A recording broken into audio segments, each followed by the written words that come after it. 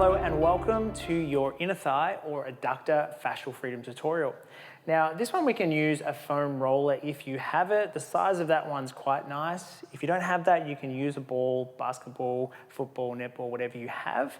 What we're going to be doing is just laying down on our side first of all, and we're just going to lift our leg up onto the roller so it's sitting, and everywhere's going to be a little bit different with everyone. So if you're not sure, start straight in the middle and we can discover where the restrictions are from there.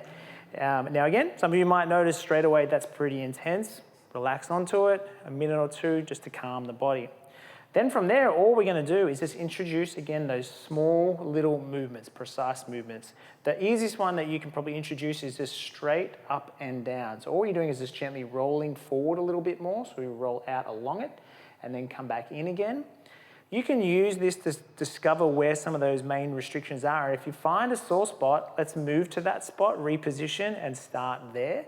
And then just introduce the small little 1 to 2 centimeters of movements first of all.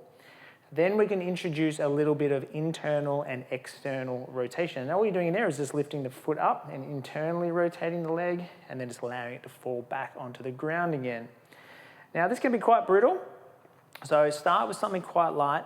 For those of you who are a little bit more advanced, you can move on to something a lot more intense. Now, a kettlebell is actually really good for this. The handle of a kettlebell, just like the PVC piping, which we've used in some of our other video tutorials, it's quite brutal and it does allow to get a little bit deeper. But make sure we're not rushing through this. This is all about calming the body, getting some nice hydration through those tissues.